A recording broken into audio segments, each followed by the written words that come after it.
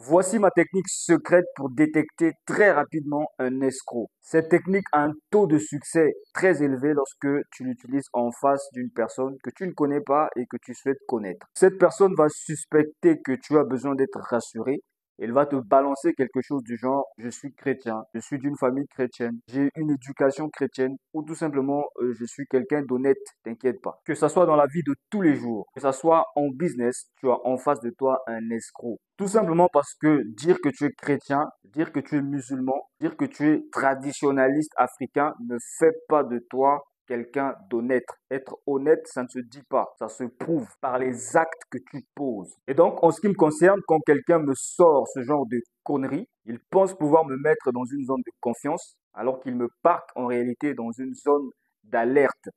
qui va me permettre de mettre tout de suite une croix sur lui, ou si je veux vraiment aller plus loin,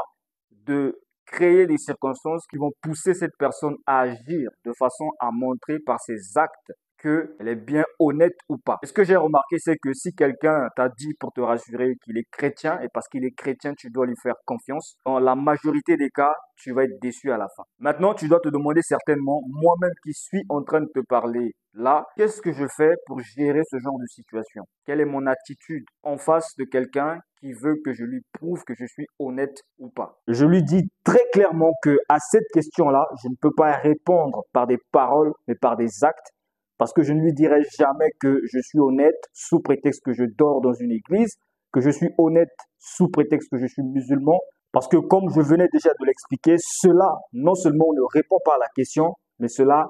baisse considérablement ma valeur vis-à-vis de cette personne. Donc après lui avoir dit clairement que je suis dans l'incapacité de répondre à sa question par des paroles, mais plutôt par des actes, je vais soit lui raconter une histoire ou une anecdote qui prouve à suffisance que je suis honnête, ou tout simplement l'inviter à créer les circonstances qui me permettront d'agir afin que lui-même puisse juger si oui ou non je suis honnête.